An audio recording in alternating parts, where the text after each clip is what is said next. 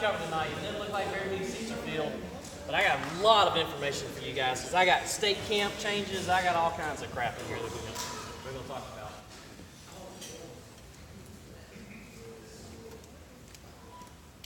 All right. River here yet? You got your guys out there? Yeah. Checking off too. All right. And everybody's heard, I guess, saw that we changed all the uniforms to 0 to 3, and then the referees will kind of check everybody out on Thursday and Friday nights. If you have any issues, and you can correct them immediately, go in and correct them.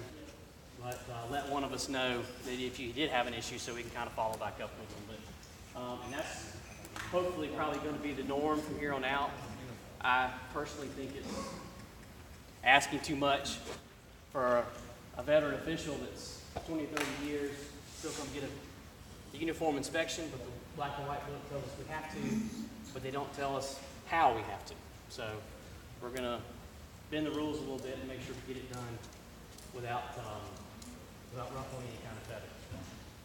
All right, let's get started so we can get finished. Let's do some administrative stuff. There's our uniform inspection again. Just make sure everybody knows that we're doing it. I'm sorry. Mike Grimbert, Chip Mayhall, and Tony Peoples. I saw Mayhall walk back in. Mayhall's right there.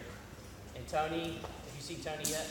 He's out of town. Okay. All right. Well then, what do you got? Shouldn't be very many. Just 0 to 3. So, and you might, if anybody comes in, you might want to sneak into Ronnie's class and check those guys before you go into your training class.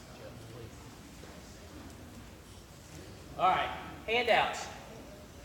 Hopefully you saw the phone list up there. Everybody should get one. It is also on the Arbiter under the forms page.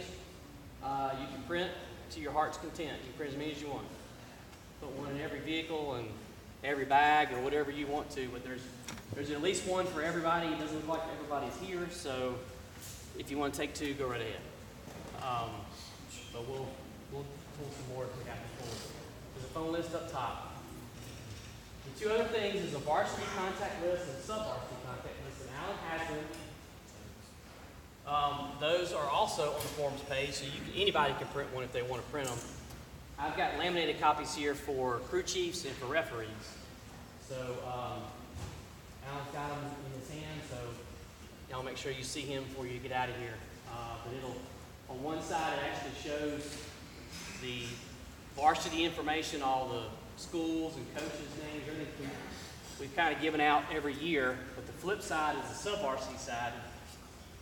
The sub-varsity side is going to show the school, what kind of crew you need to have for that school, and the actual contact information. So it should all be on one sheet so we don't have half a dozen sheets like we've been giving out every year. Yes. So before you leave, if you're a referee or a crew chief, come see me before we break out to go into training, and I'll give you one of these. Okay, everybody will have. Thank you. But again, everything that we talk about, everything that we look at, everything that we hand out is all on the forms page on the Arbiter. If you don't know how to get to it by now, please let one of us, the officers, know. We will walk you to it. It's about as easy as it can be. Is that Metro Mobile Hub or the other one? Nope, you go to your officers page, officials page, officials page, go to the list tab, and then under the list tab you hit forms and it has everything, and you can click it and view it, print it, whatever you want to do with it. It has everything on there. All right, I finally heard from our cooking crew. I've been pushing them a little, but I finally heard from our cooking crew, and these are the dates they told me that they were going to cook. Week 1, 3, 6, and 9. Of course, that means we're going to cook this Friday night. But I think there's still one open date. Is that right, from what I understand, Grady? So when that date is determined, we'll let you know. But those are the cooking dates. So mentally, don't eat. We'll have cooking that night. I think it's what, pizza Friday night?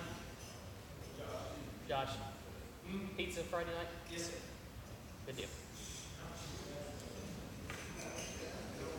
All right, they are doing a little honoring of Willie Crabtree on Saturday at, and I don't think I put Saturday up there at all.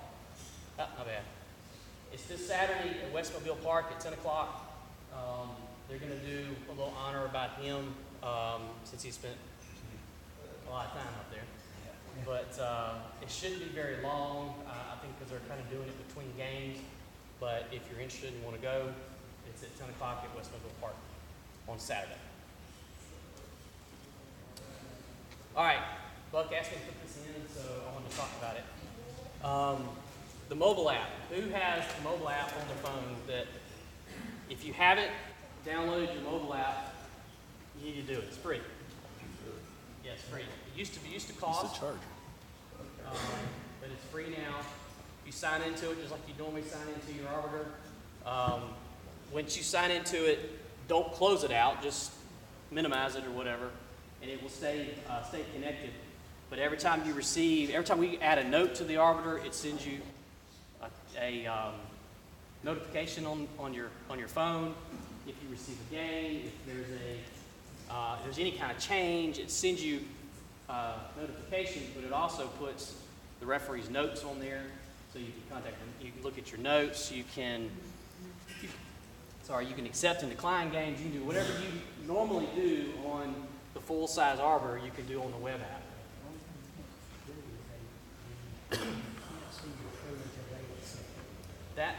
That's a normal thing.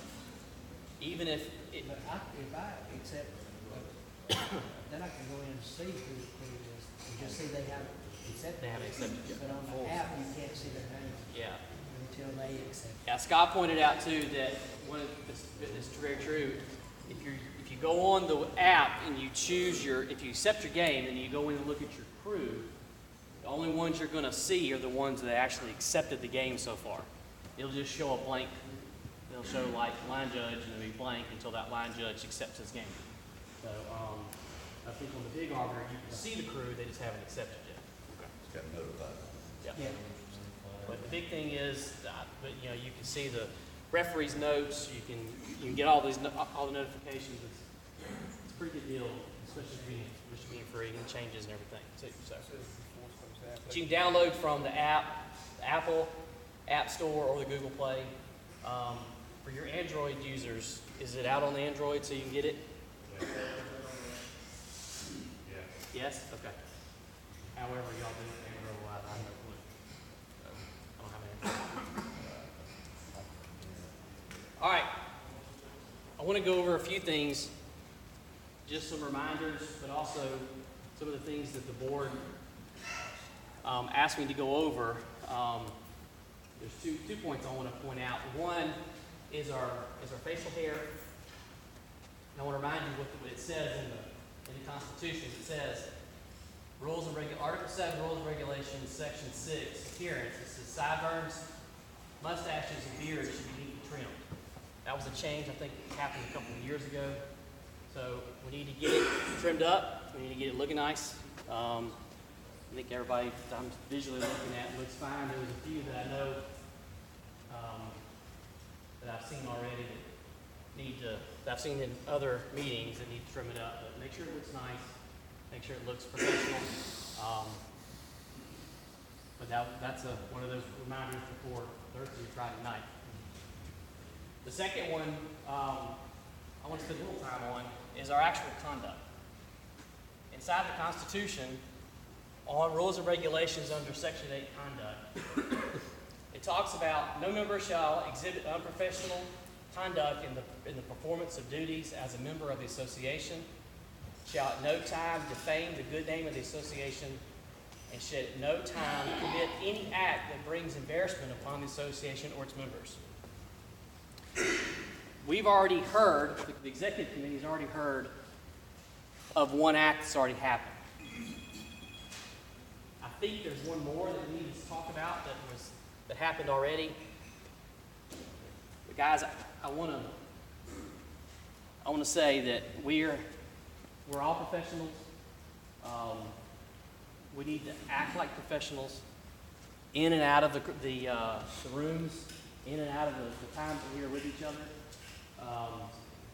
There was another member that told me that they were at a ball game, a scrimmage this past week. There was lots of cussing going on, and something was said to him, and he said, "Well, we're only around us. But you never know who's going to walk up behind you. You never know who has ears in that conversation. And you never know who can hear through those thin walls that we're in rooms. So let's act professional. Let's be professional at all times, and actually give the respect to the rest of our members that they deserve. So I wanted to remind you of that, and if you have any issues with that, let me know. We'll actually talk about it and see how we can fix your issue. But I know that I'm not going to tolerate it, and I know that our executive committee is not going to tolerate it. We've already set the precedent so far, and we're going to continue that precedent that we've already set. So I'm asking you, be professional, be respectful, and to us, and also to everybody that's at those games, coaches, the children, everybody. I mean, where we're in stripes, we need to make sure that they understand that we're the utmost out there. Everybody good with that? Everybody understand? Okay. Travel. I want to mention this about travel. I know we talked about, I think first or second week we talked about travel. I'm not going to go back through the whole thing about how the state is now giving us travel. Basically, travel is included now in our fee.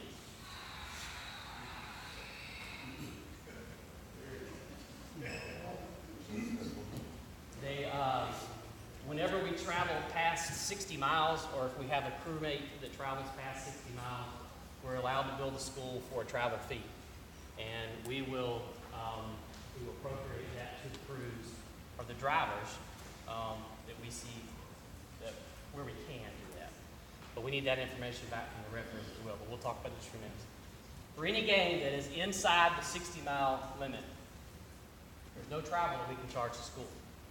Let's be respectful of our rest of our crew. Offer your drivers a couple bucks. Offer the referee probably the first person you need to offer a couple bucks out of your pocket to help out with that. He'll either defer you to a driver, or most of the time our referees are driving, right? Most of the time? Sometimes.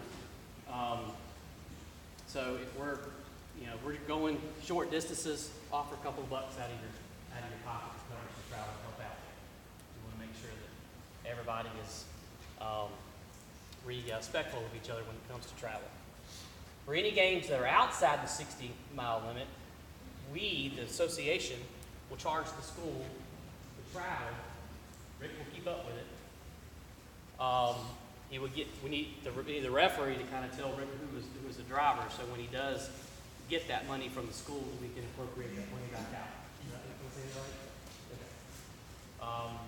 So if we have multiple drivers, or if we have just let him know whatever the drivers are going to be, and he'll work with you guys about getting that money to y'all. Yes? How does that, are they measuring distance from your house now? From your house. What if you have some people who are more than 60, some people who are less? How does that work? When we see who the games are, when we see the crews, we can look in there and see that if you have 7 people in that game, and if you have 7 people in that game, and say you only have 2 that have traveled more than 60 miles, we can charge the full $50 to that school to get that travel. If we have 1, then we can charge $25, but the max we can charge is 2. If we're going to T.R. Miller, probably everybody's going to be more than 60 miles, but the max we can charge is $50. So we will we'll bill the school $50, and then when we get that money, we'll give it to the referee and say, who was your driver, so you can get that money too. But it's all off your home address. So we just need to look at the distances for each official and determine.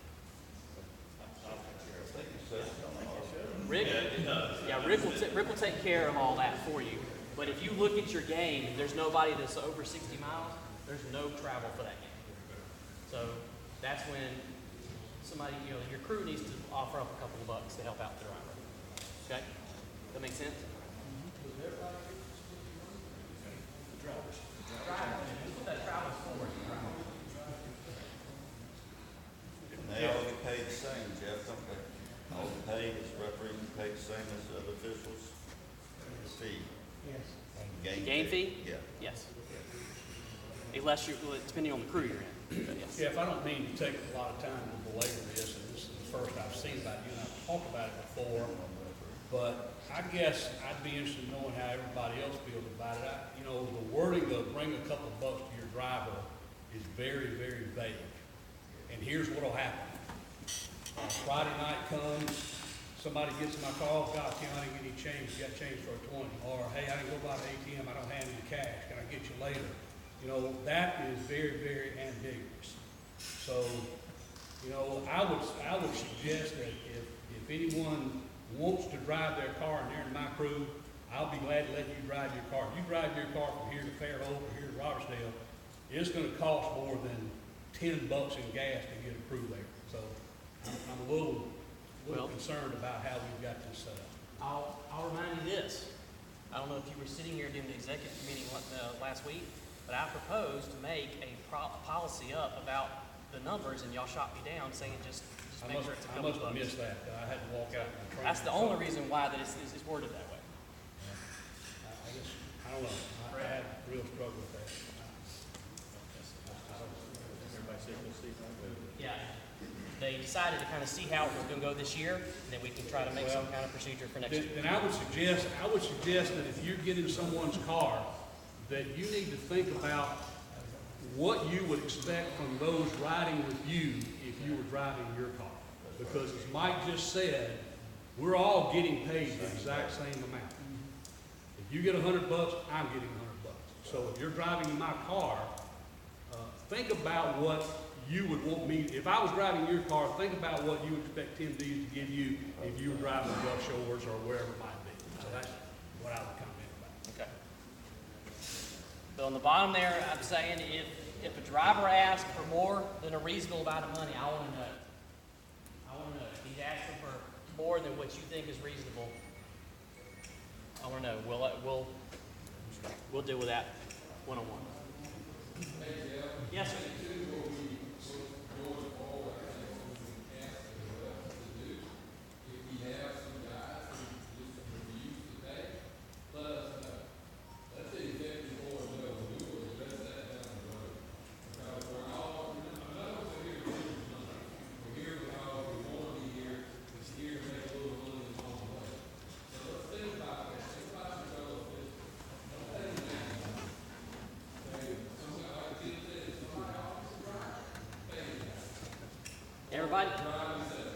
Everybody hear that? I know there was some talking going over here, and we need to show respect to whoever has some talking. Everybody hear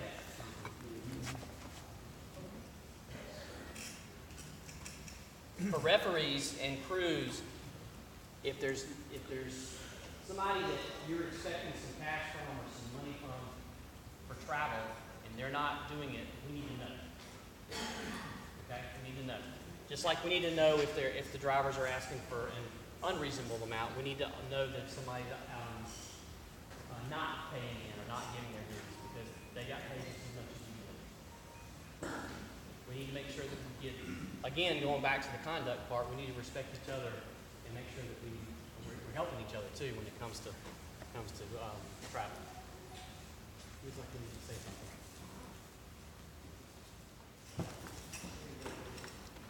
Sir?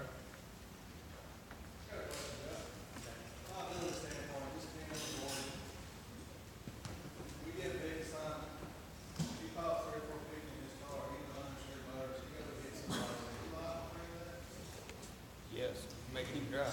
Are you liable if he's, I have to ask my attorney. you don't? He's driving and he hits somebody, the only person that's liable is the person driving the car. What's the liability? He's actually, like, if anybody in his car gets hurt, he's liable for their injuries, his insurance is. That is So correct. he's personally liable. I think it's a good attorney. I'll find that answer. I'll get it back to the group. It's Johnny. John?